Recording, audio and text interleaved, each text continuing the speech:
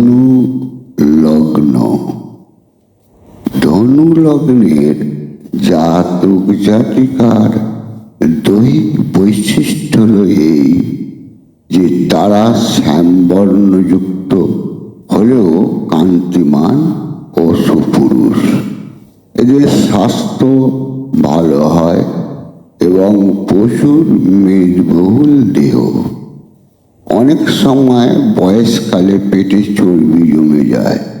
এরা পেটও উদার, দাতা, সৎ, সরল ও পরোপকারী এবং বিভিন্ন বৃত্তিধারী, বুদ্ধিমান, মেধাবী, ডান পায়ে ক্ষত চিহ্ন যুক্ত হয়। এরা যেমন নিজেরা খেতে ভালোবাসে তেমনি অপরকেও খাওয়াতে ভালোবাসে। এরা সাধারণত মাতৃভক্ত, মাতৃদেবতার উপাসক হয়। তবে এদের জীবনে বিভিন্ন শ্রেণীর লোকে সাহায্য, সহানুভূতি জানায়। ফলে আত্মীয় পরিজন কর্তৃক বর্জিত হলেও এরা জীবনে কখনোই ঠকে না। নিজেদের প্রচেষ্টায় ধনু নতুন নতুন রাস্তা আবিষ্কার করে বাঁচার পথ করে নেয়। এদের বিদ্যাধিপতি হলেন মকর। সাধারণত 6 কিংবা 7 বছর বয়স থেকে এদের শিক্ষা জীবন শুরু হয়। এদের মধ্যে উচ্চ বিদ্যালয়ের একটা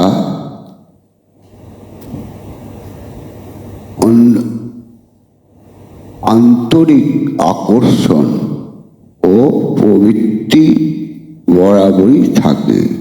তবে বাৎসরিক ও সাংসারিক ও পারিপার্শ্বিক অবস্থার উপর এদের শিক্ষা জীবন বহুলাংশে নির্ভরশীল।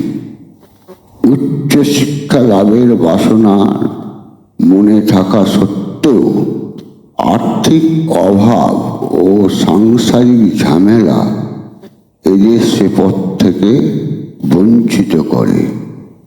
তবে যাদের পঞ্চম ভাগ, পঞ্চম, 7 ও পঞ্চমে পতিত দৃষ্টি শুভ হয়, তারা শিক্ষার বেশ কিছুটা অগ্রসর হতে পারে। অন্যথায় মাধ্যমিক শিক্ষার কিছু পূর্বে বা পরেই এদের শিক্ষা জীবনে সমাপ্তি ঘটে। আবার যাদের পঞ্চম ভাব বিশেষ করে ভাবে পীড়িত, তাদের লেখাপড়া অতি অল্প হয়। কন্যা আশ্রিত বুধ হলেন ধনুর কর্মপতি, কিন্তু বৃহস্পতি বুধকে স্নেহ করলেও বুধ তাকে ঘৃণা করে ও শত্রু নজরে দেখে। তাই ধনুর কর্মজীবন বিশেষতভাবে বিড়ম্বিত। তাই সে আজ এ কাজ, কাল সে কাজ, সেরকম কাজই এদের করতে হয়। কিন্তু কোনোটাই বেশি দিন এক নাগাড়ে এরা লেগে থাকতে পারে না। জুতো সেলাই থেকে চণ্ডীপাঠ সবই এরা জানে। এই কারণে কর্মজীবন বিশিষ্টতা অর্জন করা এদের পক্ষে সত্যিই কষ্টকর। তবে যাদের রাশিচক্রে শুভ গ্রহের অনুকূল্য থাকে অধিকভাবে, কেবলমাত্র তারাই কিছু করতে পারে। মিথুনের গৃহস্বামী বুধ হলেন ধনুর সপ্তমপতি। এই সপ্তম স্থান বাণিজ্য, পত্নী, রাত্রির ব্যয়, দত্তক পুত্র প্রভৃতি বিচার করা হয়। কিন্তু মিথুন রাশি ধনুর অনুকূল্য হয়। সেহেতু বৃহস্পতির সঙ্গে বুধের সম্পর্ক মধুর নয়। তবে এখানে একটা প্রশ্ন আসে, মিথুন হল ধনু, বায়ু হলো অগ্নির কারক, তাই ধনু স্ত্রী অত্যন্ত প্রতিভক্তি পরায়ণ হয়। কিন্তু এই লগ্নের স্ত্রী হলে স্বামী শুভ।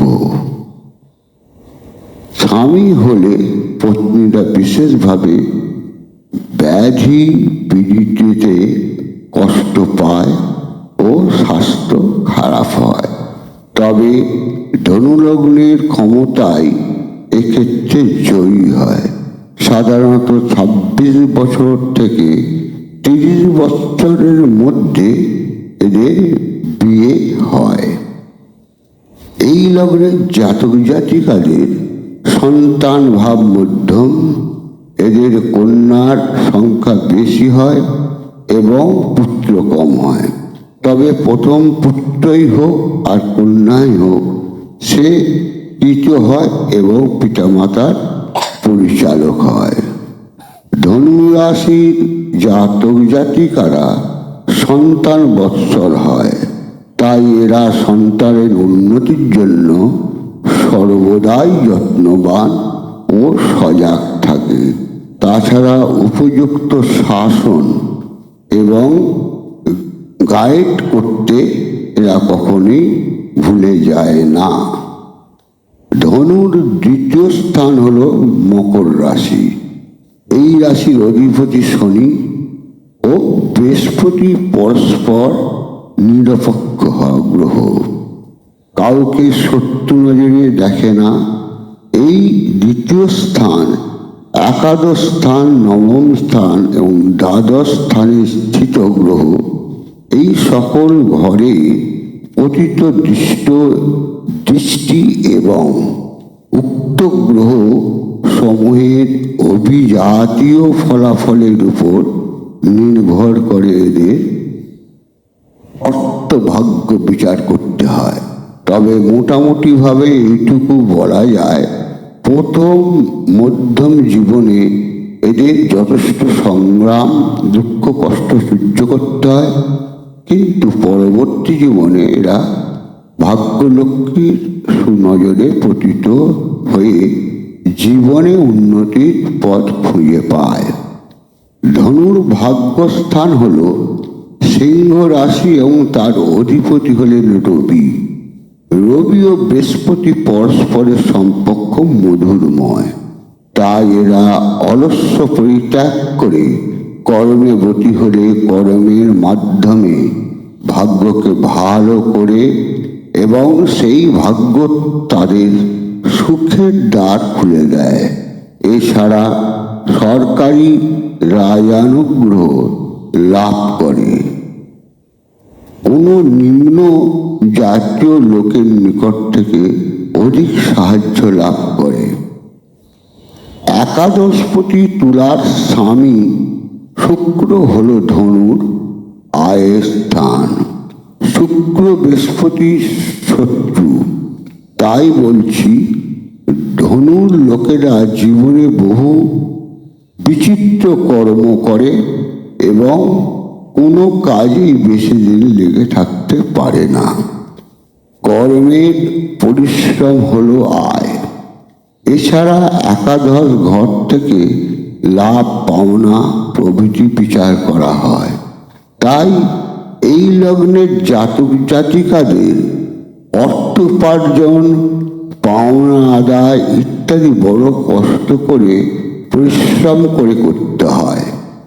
এরা সৎ ব্যয়ী, ধর্মনিষ্ঠ, লোকাচার প্রিয়, দেব ব্রাহ্মণ পূজক, বিশ্বাস ও স্পষ্টবাদী হয়।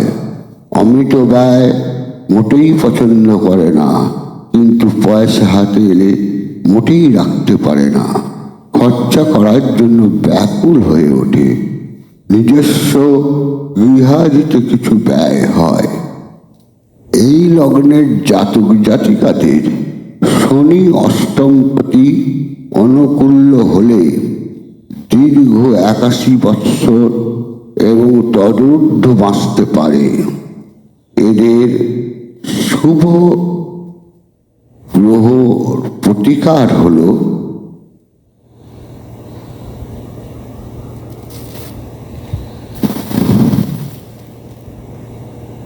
পিঠ পোগরাজ এবং পান্না।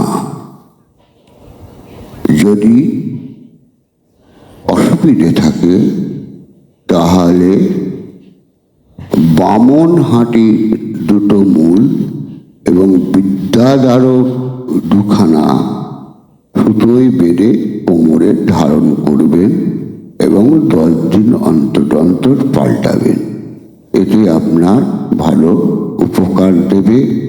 তবে ভালো একজন জ্যোতিষকে দেখিয়ে নেওয়া ভালো।